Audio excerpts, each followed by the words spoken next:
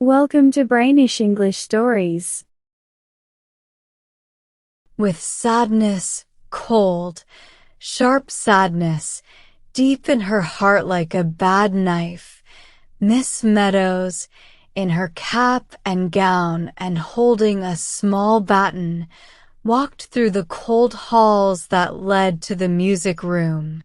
Girls of all ages, their cheeks red from the air, full of happy excitement from running to school on a nice autumn morning, hurried, skipped, and moved quickly by her. From the empty classrooms, loud voices could be heard. A bell rang. A voice, as light as a bird, called Muriel. Then, from the stairs, there came a loud knock, knock, knock.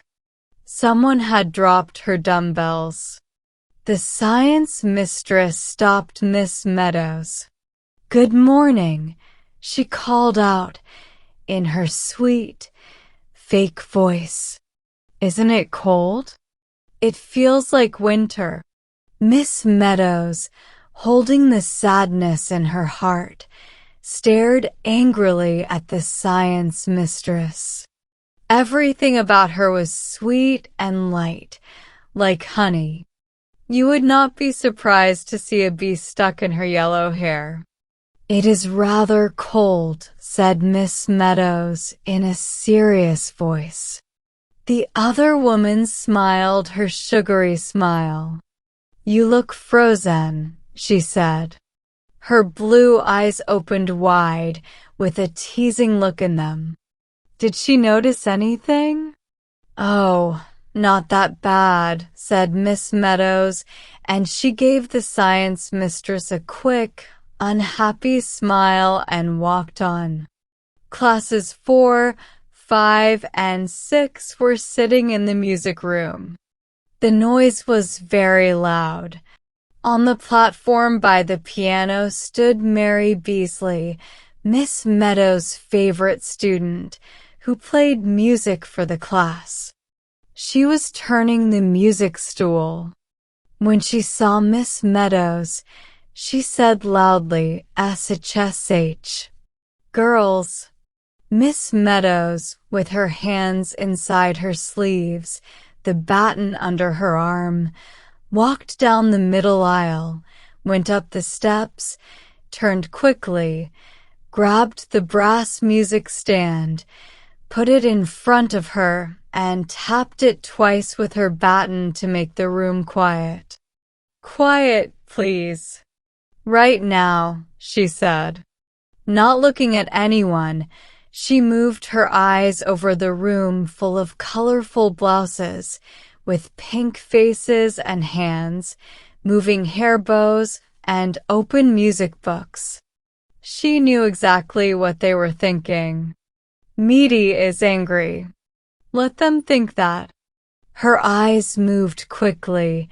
She lifted her head proudly, ignoring them. What did their thoughts matter to someone whose heart was broken, deeply hurt by such a letter? "I feel more and more that our marriage would be a mistake. Not because I don't love you. I love you as much as I can love any woman, but, to be honest, I now think that I am not a man who wants to get married, and the idea of settling down makes me feel nothing but," and the word disgust was lightly scratched out with the word regret written on top. "Basil." Miss Meadows walked quickly to the piano. Mary Beasley, who was ready for this moment, leaned forward. Her curls fell over her cheeks as she breathed, "Good morning, Miss Meadows," and she pointed towards, rather than handed to, her teacher a beautiful yellow chrysanthemum. This little act of giving the flower had been happening for a long time, almost a full school term. It was as much a part of the lesson as opening the piano. But this morning, instead of picking up the flower, instead of putting it in her belt and leaning over Mary to say, "Thank you, Mary. How very nice." Turn to page 32. Mary was shocked when Miss Meadows ignored the flower, did not reply to her greeting, and said in a cold voice, page 14, "Please," and mark the accents carefully. A terrible moment. Mary's face turned red, and she was so embarrassed that tears came into her eyes. But Miss Meadows had already returned to the music stand, and her voice echoed through the music room. Page 14. We will start with page 14. A lament. Now, girls, you should know it by now. We will sing it all together, not in parts, all together, and with no emotion. But sing it clearly, while beating time with your left hand. She lifted the baton and tapped the music stand twice. Mary played the first chord, and all the left hands came down, moving in the air, while the sad voices sang. Fast. Too fast fade the roses of pleasure. Soon autumn gives way to winter's cold. Quickly. Quickly music's happy sounds pass away from the listening ear. Goodness, what could be more sad than that song? Every note was like a sigh, a sob, a sound of deep sadness. Miss Meadows lifted her arms in her wide gown and began conducting with both hands.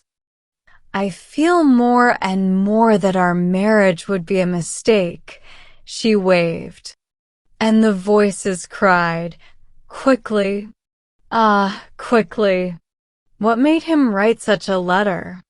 Why did he send it? It came out of nowhere. His last letter had been all about a new bookcase he had bought for our books and a cute little hall stand. He had seen a very neat thing with a carved owl on a shelf, holding 3 hat brushes in its claws. How she had smiled at that. So like a man to think someone needed 3 hat brushes. From the listening ear, the voices sang. Again, said Miss Meadows, but this time in parts, still with no emotion. Asterisk fast. Too fast. Asterisk with the deep voices of the contraltos added, it was hard not to shiver. Fade the roses of pleasure. The last time Basil had come to visit her, he had worn a rose in his buttonhole. How handsome he had looked in that bright blue suit with that dark red rose. And he knew it, too. He couldn't help knowing it. First, he fixed his hair, then touched his mustache. His teeth shone when he smiled. The headmaster's wife keeps asking me to dinner. It's really annoying. I never get an evening to myself at that place. But can't you say no? Oh, well, a man like me can't afford to be unpopular. Music's happy sounds, the girls sang sadly. The willow trees outside the tall, narrow windows waved in the wind. They had lost half their leaves. The small leaves that were left wiggled like fish caught on a line. I am not a marrying man. The voices stopped and the piano waited. Quite good, said Miss Meadows, but her voice was still so strange and cold that the younger girls started to feel very scared. But now that we know it, we will sing it with feeling. As much feeling as you can. Think of the words, girls. Use your imaginations. Asterisk fast. Ah, too fast. Asterisk, shouted Miss Meadows. That should burst out a loud, strong sound, a sad cry. And then, in the second line, winter drear, make that drear sound like a cold wind is blowing through it. Drear. She said it so seriously that Mary Beasley, sitting on the piano stool, shivered. The third line should get louder. Asterisk quickly. Quickly music's happy sounds. Asterisk then starts soft on the first word of the last line, passes, and then on the word away, you should begin to fade, to get quieter, until the listening ear is just a soft whisper. You can slow down as much as you want on the last line. Now, please. Again, she tapped twice. She lifted her arms. Asterisk fast. Too fast. Asterisk. And the idea of settling down fills me with nothing but disgust. Disgust was the word he wrote. That meant the engagement was definitely over. Over. Their engagement. People were already surprised when she got engaged. The science mistress didn't believe it at first, but no one had been as surprised as she was. She was 30. Basil was 25. It had been a miracle, just a miracle, when he said, as they walked home from church one very dark night, you know, somehow I've grown fond of you. And he had touched the end of her long feather scarf.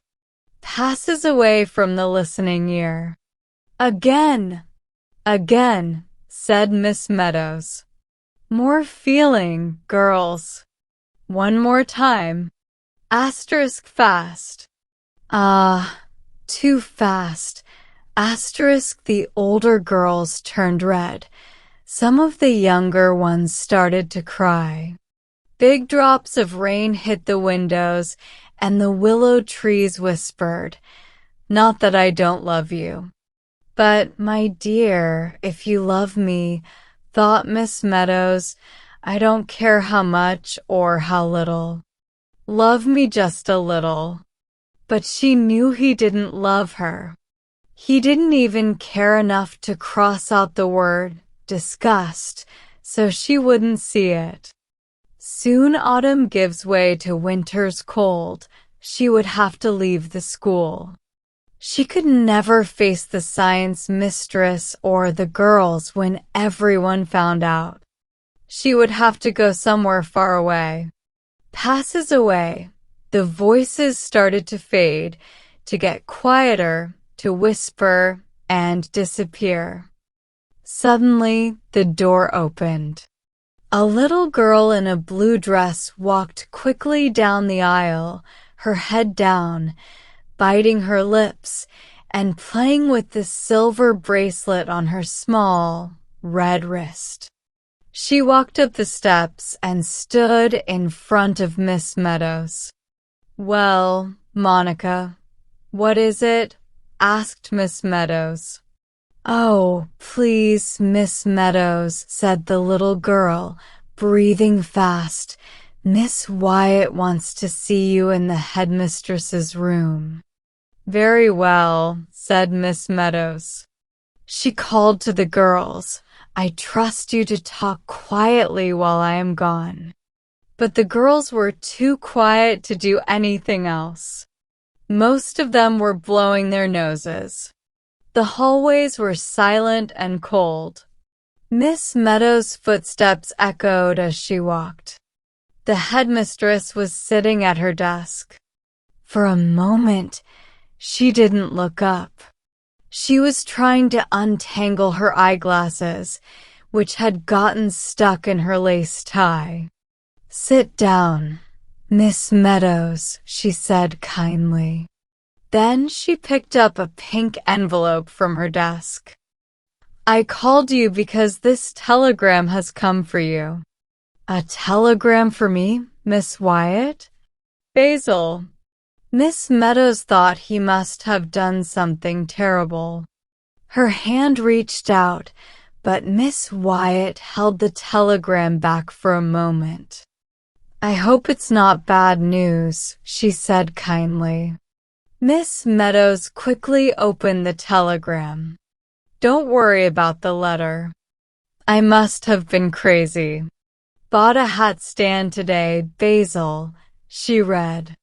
She couldn't stop looking at the telegram. I do hope it's nothing too serious, said Miss Wyatt, leaning forward. Oh, no. Thank you, Miss Wyatt, said Miss Meadows, blushing. It's nothing bad at all. She gave a small, nervous laugh. It's from my fiancé. Saying that, there was a pause. I see, said Miss Wyatt. Another pause. Then, you have 15 minutes left of your class, don't you, Miss Meadows? Yes, Miss Wyatt. Miss Meadows stood up and almost ran to the door.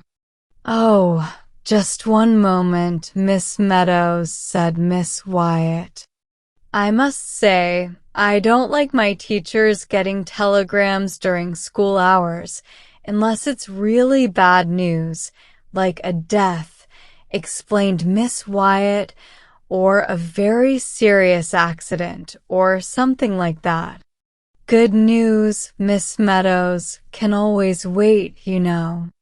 On wings of hope, love, and joy, Miss Meadows rushed back to the music hall, up the aisle, up the steps, and over to the piano. Page 32, Mary, she said, page 32, and she picked up the yellow chrysanthemum and held it to her lips to hide her smile. Then she turned to the girls and tapped her baton. Page 32, girls. Page 32. Asterisk, we come here today with flowers overflowing, with baskets of fruit and ribbons too, to congratulate. Asterisk. Stop, stop, cried Miss Meadows. This is terrible. This is dreadful. And she smiled at her girls. What's wrong with you all? Think, girls, think about what you are singing. Use your imaginations. Asterisk with flowers overflowing. Baskets of fruit and ribbons too. And congratulate. Asterisk, Miss Meadows paused. Don't look so sad, girls. It should sound happy, joyful, and excited. Congratulate. Once more. Quickly. All together. Now.